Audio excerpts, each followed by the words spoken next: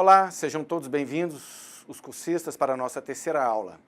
Hoje veremos as aulas 9 até a aula 13, de acordo com o nosso material didático, onde será tratado na aula 9 as garantias de emprego, na aula 10 os direitos trabalhistas, primeira parte. Já na aula 11 veremos os direitos trabalhistas, segunda parte. E na aula 12 os direitos trabalhistas, terceira parte. E na aula 13, direitos trabalhistas, quarta parte. Para iniciarmos a nossa terceira aula, veremos as garantias de emprego. Mas não podemos esquecer que quando há rescisão de um contrato de trabalho por prazo indeterminado, como vimos na aula anterior, o empregador deve verificar, antes de efetivar o término deste contrato, se o seu funcionário não está diante de uma hipótese de garantia de emprego. E o que é essa garantia de emprego? É a garantia que o empregado tem de não ser demitido no período em que a lei o assegura uma estabilidade provisória, desde que não cometa nenhuma falta grave. Devem atentar para essa condição desde que não cometam falta grave. E quais são essas hipóteses de garantia de emprego? Nós temos a licença maternidade ou licença gestante. A licença maternidade ou licença gestante é o direito assegurado à mulher gestante. A estabilidade no emprego será desde a confirmação da gravidez até 5 meses após o parto. Nós trataremos especificamente do tema licença maternidade ou licença gestante logo à frente, quando falarmos dos direitos inerentes ao trabalhador. Outra categoria que terá o direito à estabilidade serão os membros da Comissão Interna de Prevenção de Acidente, a CIPA. Como o próprio nome diz, a CIPA tem a finalidade de prevenir ou diminuir a ocorrência de acidentes no âmbito do trabalho.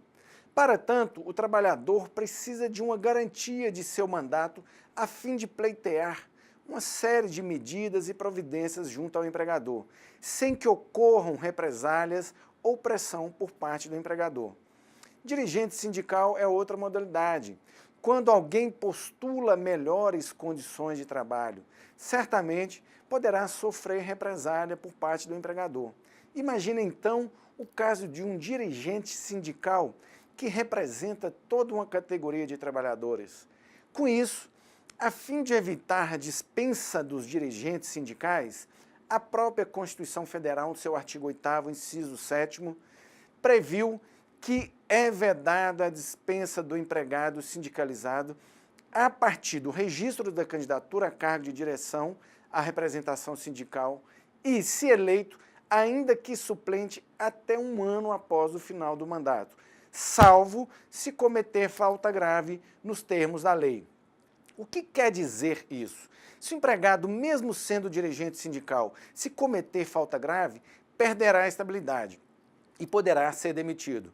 Há outras situações que são asseguradas a estabilidade e garantia de emprego, como acidentados, portadores de HIV, membros da Comissão de Conciliação Prévia, entre outros, e que vocês, cursistas, terão a obrigação de ler e estudar sobre cada tópico.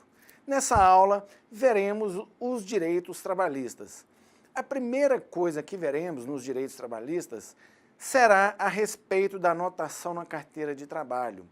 É o direito mais básico de todo trabalhador e corresponde ao registro fiel do contrato em sua CTPS, a sua carteira de trabalho e previdência social, onde deverá constar a data de admissão, valor da remuneração, atividade exercida e outras anotações que se fizer necessário. Devemos observar que na forma do artigo 29 da CLT é dever, preste atenção, dever e não querer do empregador realizar as anotações, sendo vedado admitir empregado sem essa formalização, sob pena de sofrer autuações da fiscalização. Por isso, é que não se admite a justificativa por parte do empregador de que a culpa pela não anotação é do trabalhador que não apresentou sua CTPS. Então, alguém pode estar se perguntando, e se o empregado não tiver a carteira de trabalho? O empregador não deve admiti-lo. E se o empregado se recusar a apresentar a carteira de trabalho? Também não deve se admitir. deve estar bem claro para vocês que é de inteira responsabilidade do empregador a assinatura da carteira de trabalho.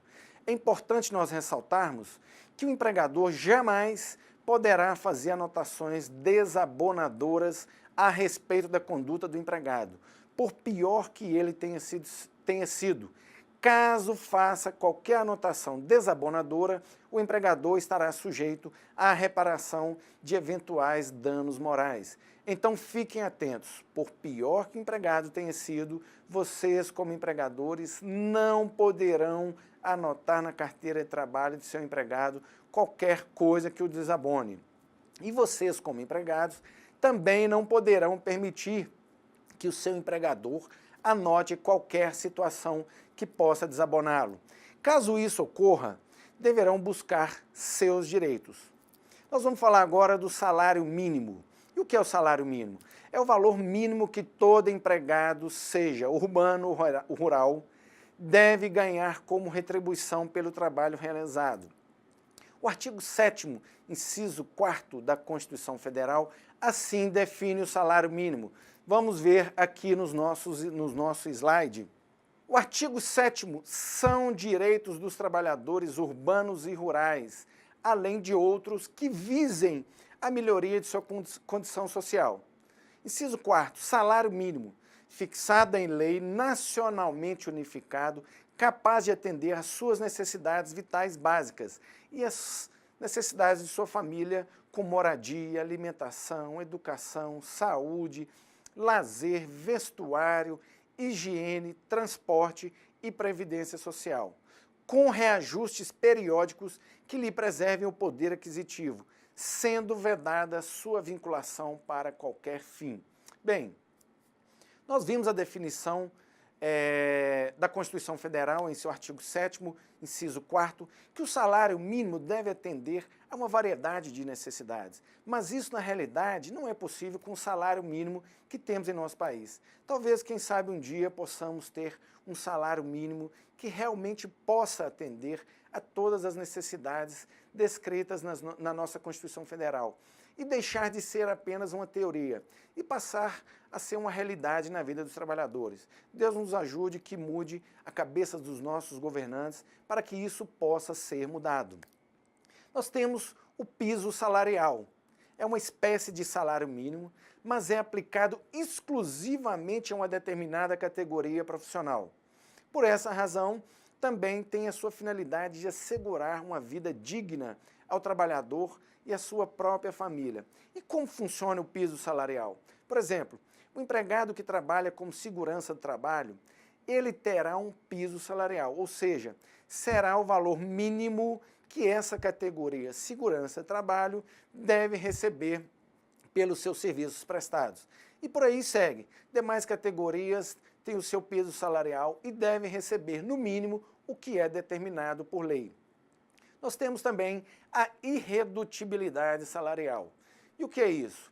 Como regra geral, não se admite a redução do valor do salário que se paga a empregado, assim determina o artigo 7º, inciso 6º da Constituição Federal.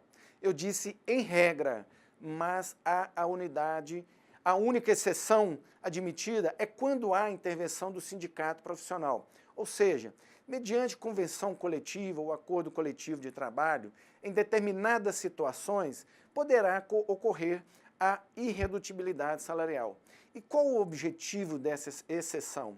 Evitar dispensa de trabalhadores em face de crises temporárias, ou seja, reduz os salários dos empregados e, com isso, são assegurados seus postos de trabalho.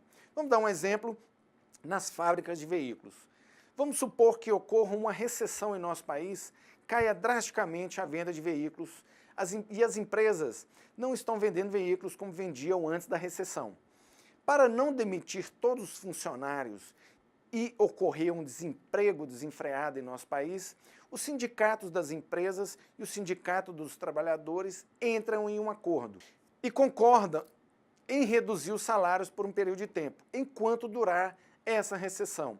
Por exemplo, para que não sejam demitidos os funcionários e, consequentemente, sejam assegurados os postos de trabalho.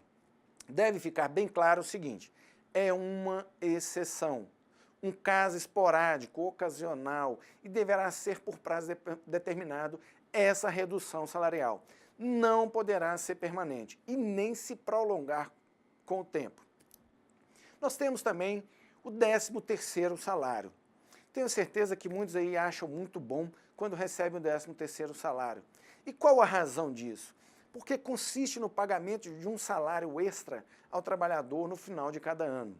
E o 13º salário é um direito garantido pelo artigo 7º da Constituição Federal. E a lei estabelece ainda que o 13º salário deve ser pago em 2 parcelas, sendo a primeira parcela 50% da remuneração devida ao empregado à época do pagamento até o dia 30 de novembro ou por ocasião de férias, se solicitado pelo empregado até o final do mês de janeiro de cada ano. E a segunda parcela, 50% da remuneração restante, até o dia 20 de dezembro. Ou seja, todo mundo passa o Natal com o bolso cheio de dinheiro. E nós temos o adicional noturno, que configura o adicional noturno. Se o trabalho é realizado à noite, o trabalhador tem direito de receber uma compensação tanto em horas como em salário pelo seu trabalho. Considera-se noturno nas atividades urbanas o trabalho realizado entre as 22 horas de um dia às 5 horas do dia seguinte. Nas atividades rurais é considerado noturno o trabalho executado na lavoura entre 21 horas de um dia às 5 horas do dia seguinte e na pecuária entre as 20 horas e as 4 horas do dia seguinte. Para o adicional noturno do trabalhador urbano, terá um acréscimo de 20% em relação ao valor da hora normal diurna. E para o trabalhador rural, esse adicional será de 25% da hora normal diurna. Vejam que há uma diferença entre o adicional noturno urbano, que recebe 20%, e o rural, que recebe 25% em relação à hora normal diurna. Nós temos também o salário família, que é o direito que alguns trabalhadores têm de receber como uma ajuda mensal em dinheiro para o sustento do seu filho até 14 anos de idade ou incapaz de qualquer idade. Para que o trabalhador tenha direito à cota do salário família por dependente, o valor da cota obedecerá à faixa da remuneração mensal correspondente. A partir de 1º de janeiro de 2017, quem recebe remuneração até R$ 859,88 receberá um salário família de R$ 44,09. E quem recebe um salário de R$ 859 a R$ 1.292,43 receberá um salário família de R$ 31,07. Tudo bem que não dará para comprar nenhuma caixa de leite, mas o empregado tem o direito de receber esse valor como salário família. Nós temos também, como direito do trabalhador, a equiparação salarial. Para todo trabalho de igual valor, em quantidade e qualidade, o salário deve ser igual, sem distinção ou discriminações em relação a sexo, idade, raça, cor, crença ou filiação. Devemos observar o seguinte: considera-se trabalho de igual valor será o que for feito com igual produtividade e com a mesma perfeição técnica, entre pessoas cuja diferença de tempo de serviço não seja superior a 2 anos. Vamos falar agora das horas extras, que são aquelas horas extras trabalhadas além da jornada contratual de cada empregado. Assim, se a jornada for de 4 horas, 6 horas ou 8 horas e tiver horas excedentes, deverão ser pagas como horas extras. O valor da hora extra é acrescido de, no mínimo, 50% a mais da hora normal trabalhada. Essa porcentagem paga pelas horas extras de 50% poderá ser ampliada? Sim, o que não pode é ser menor que essa porcentagem. Veremos agora quanto aos intervalos. E quais são esses intervalos? São intervalos interjornadas e os intervalos intrajornadas. E o que seriam esses intervalos?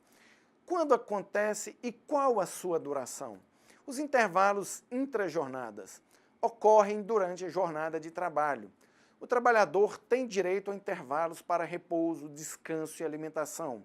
Em qualquer trabalho contínuo cuja duração exceda de 6 horas, é obrigatório a concessão de um intervalo para o repouso ou alimentação, o qual será no mínimo de 1 hora e salvo acordo escrito em convenção coletiva em contrário, não poderá exceder a 2 horas. Não excedendo as 6 horas do trabalho, será, entretanto, obrigatório um intervalo de 15 minutos quando a duração ultrapassar 4 horas. Nos serviços permanentes de mecanografia, como, por exemplo, utilizar muito o computador, escrituração ou cálculos, a cada período de 90 minutos de trabalho consecutivos, corresponderá um repouso de 10 minutos, não deduzidos da duração normal do trabalho. E quanto ao intervalo interjornada, já corresponde a um período de tempo mínimo de 11 horas entre o término de uma jornada de trabalho completa e o início de outra jornada. Temos como exemplo um empregado que trabalhou até as 20 horas. Ele somente poderá iniciar uma nova jornada a partir das 7 horas do dia seguinte. E caso não seja cumprido esse tempo de 11 horas, terá o empregado direito a 50% em relação ao valor da hora normal. E o que seria o repouso semanal? É o direito de todos os empregados um descanso semanal de 24 horas consecutivas, sendo que esse período deve coincidir, em regra geral, aos domingos. Além de descanso para o trabalhador, serve também para que não haja um prejuízo ao convívio familiar e social do empregado. Deve-se observado que, por motivo de conveniência pública ou necessidade imperiosa do serviço, poderá ser exigido o trabalho no domingo. Nesse caso, deverá haver uma permissão prévia da autoridade competente em matéria de trabalho, conforme determinado nos artigos 67 e 68 da CLT. Agora nós vamos falar das férias. Após o período de 12 meses de trabalho, todo trabalhador passa a ter direito a um período de 30 dias para descanso e lazer, sem deixar de receber seu salário. Esse período de descanso passa a ser variável de acordo com o número de faltas ao serviço cometidas pelo empregado, de acordo com o artigo 130 da CLT. Então vejamos como ficam as férias do empregado que tiver falta durante o período aquisitivo. Terá direito a 30 dias de férias se o empregado tiver 5 faltas, até 5 faltas. Terá direito a 24 dias de férias se o empregado tiver de 6 a 14 faltas. Terá direito a 18 dias de férias se tiver de 15 a 23 faltas. Terá direito a 12 dias de férias se tiver de 24 a 32 faltas. Uma observação que devemos ter é em relação ao período aquisitivo. E o que seria esse período aquisitivo? É o tempo em que o empregado necessita trabalhar para ganhar direito às férias. Mas eu pergunto a vocês, o empregador será obrigado a conceder as férias logo após o período aquisitivo? Não. O empregador tem a faculdade de determinar, dentro de 12 meses após a aquisição desse direito ao trabalhador, a data em que será exercido esse direito, que é chamado direito aquisitivo. Outra observação que temos que fazer é que esse período deve coincidir obrigatoriamente com suas férias, no caso de empregado estudante menor de 18 anos, com suas férias escolares. Vamos falar agora do abono de férias. É o direito que o trabalhador possui de vender 1/3 de suas férias ao empregador para receber esses dias em dinheiro. Outro benefício concedido à empregada é a licença maternidade ou licença gestante.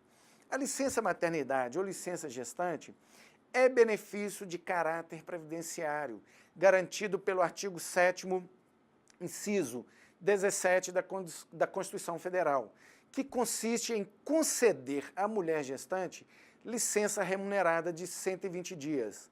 Na licença maternidade, a empregada terá direito ao mesmo valor do salário percebido no mês do seu afastamento, no caso de tratar de segurada obrigatória do INSS. Qual o procedimento que deverá tomar a empregada para que seja concedido a licença maternidade ou licença gestante? Segundo a CLT, a empregada deve, mediante atestado médico, notificar o seu empregador da data do início do afastamento do emprego, que poderá ocorrer entre o 28º dia antes do parto ou com a ocorrência deste, ou seja, a licença pode começar a contar da data do parto ou a pedido da gestante 28 dias antes do parto. E o FGTS? Fundo de Garantia de Tempo de Serviço. Podemos entender que o FGTS é uma poupança aberta pela empresa em nome do trabalhador que funciona como garantia para protegê-lo em caso de demissão sem justa causa. Os valores do FGTS pertencem exclusivamente ao trabalhador e, em algumas situações especiais, pode ser sacado sem que o trabalhador tenha deixado o emprego. O empregador, no início de cada mês, deposita em contas abertas na Caixa, em nome dos empregados, o valor correspondente a 8% do salário de cada funcionário. Não podemos deixar de falar da proteção ao trabalho do menor. Quando falamos da proteção ao trabalho do menor, temos que entender o que caracteriza como menor em nosso ordenamento jurídico. Então vamos para o nosso slide. Considera-se menor, para os efeitos desta consolidação, o trabalhador de 14 até 18 anos. O menor terá um tratamento diferenciado. Ele não poderá ser tratado como um outro empregado da empresa. E, além disso, deve constar em sua carteira de trabalho que é um trabalho realizado como empregado menor. E deverá, veja bem, eu disse deverá, ter um contrato de trabalho caracterizando como sendo um trabalho realizado por menor. E também obedecer tudo que a lei que regulamenta sobre o trabalho do menor. E o que é assegurado ao menor? Vamos ver alguns dos direitos e algumas proibições asseguradas ao trabalhador menor. Será proibido ao menor trabalho noturno, que segue o mesmo critério que vimos agora quanto aos horários do adicional noturno. É proibido também trabalhos em locais perigosos ou insalubres, artigo 40 da CLT. E o que podemos entender como os locais perigosos ou insalubres? Os perigosos são trabalhos com substâncias inflamáveis, explosivos e com eletricidade em condições de risco acentuado. E os insalubres são os agentes químicos, físicos, biológicos prejudiciais à saúde. Será proibido também os locais prejudiciais ao seu desenvolvimento moral. Podemos citar como exemplo teatro de revistas, boates, cassinos, em locais que não tenham venda, varejo de bebidas alcoólicas. Também será proibido ao menor o trabalho de emprego de força muscular superior a 20 quilos para o trabalho contínuo ou 25 quilos para o trabalho ocasional. Como podemos constatar, o trabalho do menor será diferenciado e terá um cuidado maior, tanto com a questão moral quanto questão de saúde e sempre preservando sua integridade física e moral. Vamos falar agora da proteção do trabalho da mulher. Quando falamos da proteção do trabalho da mulher, a nossa Constituição Federal determinou que homens e mulheres são iguais perante a lei, tanto em direitos quanto obrigações. Aliás, é proibida qualquer discriminação em virtude de sexo, inclusive no que está relacionado ao salário. Ocorre que, em virtude de sua fragilidade em relação ao homem, algumas regras de proteção ainda continuam a existir. Podemos citar como exemplo a proibição ao empregador empregar mulher em serviço que demande o emprego de força muscular superior a 20 quilos para trabalho contínuo ou 25 quilos para o trabalho ocasional. Podemos citar também que é vedada a dispensa arbitrária ou sem justa causa da empregada gestante, desde a confirmação da gravidez até 5 meses após o parto. Enfim, existem vários outros direitos assegurados à mulher. E vou dizer a vocês uma coisa, é mais do que justo. E ainda acho pouco esses direitos, porque a mulher, em muitas situações, além de trabalhar fora, ainda chega em casa e tem que realizar seus afazeres domésticos. E temos como direito do trabalhador a assistência na rescisão. E o que isso quer dizer?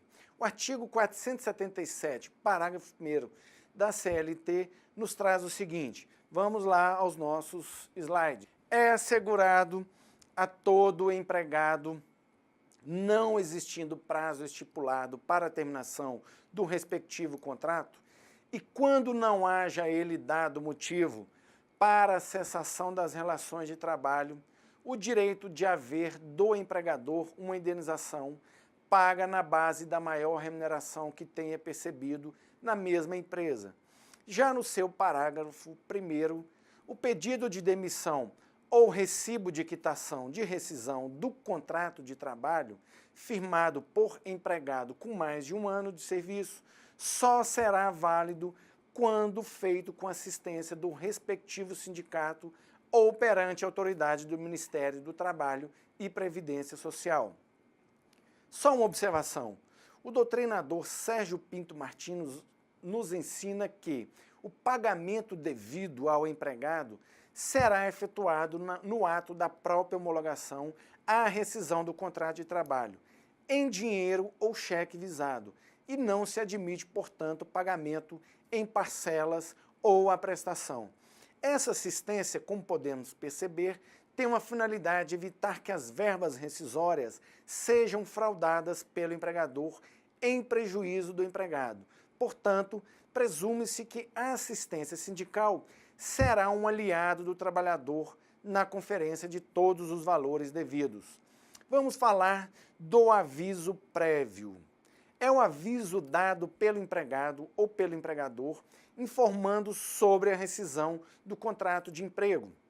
O objetivo desse instrumento é evitar contratempos incômodos para ambas as partes. Assim, o aviso prévio é importante para o empregado, pois quando ele for demitido de seu trabalho, possuirá um período para buscar um novo emprego e realocar-se no mercado de trabalho. Da mesma forma, é importante para o empregador que, após receber o pedido de demissão, poderá buscar o empregado substituto para a sua função. Temos o aviso prévio trabalhado, que é uma modalidade prevista em lei e ocorre quando a empresa demite o empregado sem possuir justa causa e quando o empregado solicita a demissão.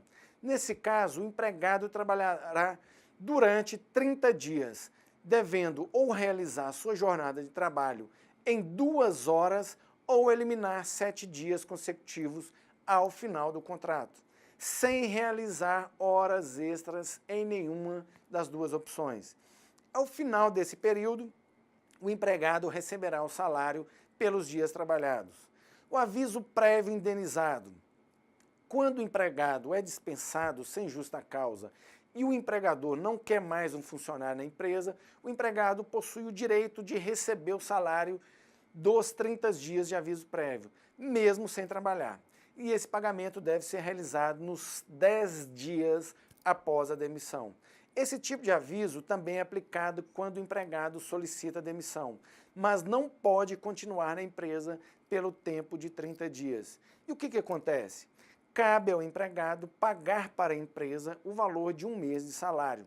Esse tipo de aviso prévio também está previsto na nossa legislação brasileira. E o seguro-desemprego?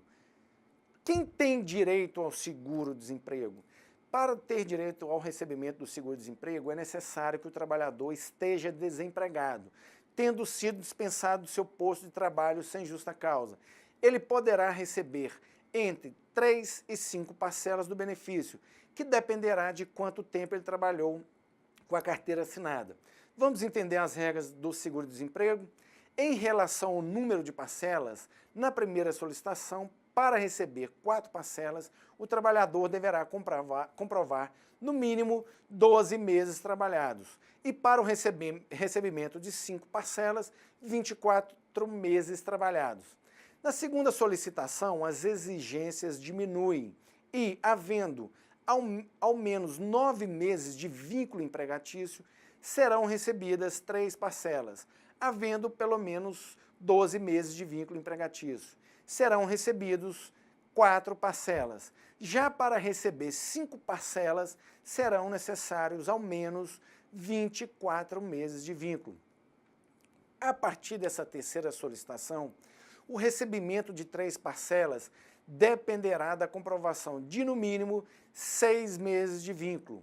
O de 4 parcelas, de ao menos 12 meses. Já para receber 5 parcelas, serão necessários pelo menos 24 meses. Depois de tudo que estudamos nessa aula, todos os direitos dos trabalhadores, veremos agora o direito de aposentadoria. É o trabalhador que já cumpriu com as suas obrigações trabalhistas, preencheu todos os requisitos trabalhistas e agora terá direito a um justo descanso. E quem tem direito a receber essa aposentadoria? Quais são as formas de aposentadoria? Quais os seus requisitos? Primeiramente, vamos entender o que é aposentadoria e qual a sua definição. A aposentadoria é uma remuneração que um contribuinte recebe após concluir algum requisito mínimo relacionado à sua profissão. Habitualmente, o contribuinte se afasta do mercado de trabalho após se aposentar, embora possa continuar exercendo a atividade dependendo do caso. A aposentadoria visa amparar pessoas que não possuem mais condições de estar em atividade, protegendo o cidadão de uma vulnerabilidade social. É garantida pela Previdência Social, um programa de segurança pública para a prevenção de riscos financeiros. A participação é obrigatória para todos os trabalhadores e é administrada pelo Ministério da Previdência Social através do Instituto Nacional de Seguro Social, o INSS. E qual o valor do benefício? Em geral, o valor pago na aposentadoria é a média de 80% dos maiores salários recebidos durante o tempo de contribuição. Os 20% menores são desconsiderados, os demais são somados e divididos pelo tempo de contribuição, criando assim uma média. Tipos de aposentadoria. Existem diversas modalidades de aposentadoria que vieram a ser criadas com o tempo e passaram por mudanças, a partir das necessidades que a população brasileira passou a enfrentar. As alterações se devem a uma série de fatores econômicos e sociais, como o aumento de expectativa de vida do brasileiro, como por exemplo. E o que é aposentadoria por idade? É a aposentadoria concedida para homens a partir de 65 anos de idade e para as mulheres a partir de 60 anos de idade, com exigência de terem cumprido o período de carência. Esse período mínimo varia conforme o ano em que completou a idade necessária para a aposentadoria. E o que seria aposentadoria proporcional? Há ainda a possibilidade da aposentadoria proporcional. Caso o homem tenha a partir de 53 anos de idade, poderá se aposentar se já possuir 30 anos de contribuição. Dessa forma, a mulher que tiver a partir de 48 anos de idade poderá se aposentar se possuir 25 anos de contribuição. E temos ainda a aposentadoria especial.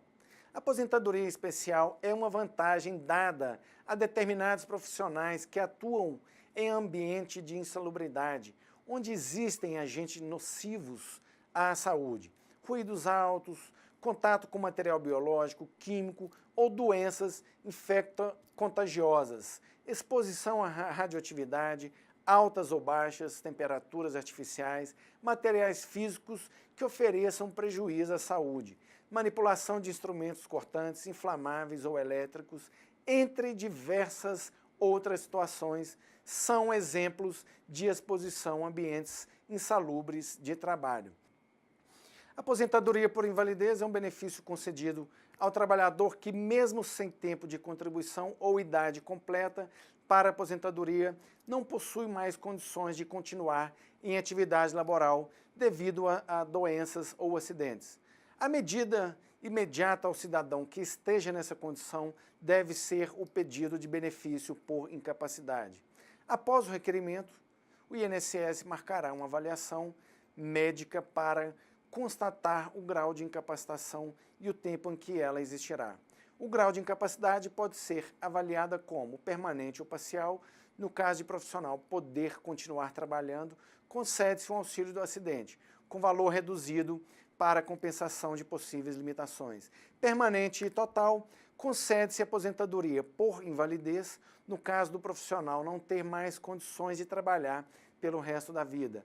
Temporário com incapacidade, auxílio-doença dada por período de tempo determinado até a reabilitação do profissional. Aqui encerramos nossa terceira aula. Eu agradeço a atenção de todos e tenham um bom estudo. E fiquem com Deus.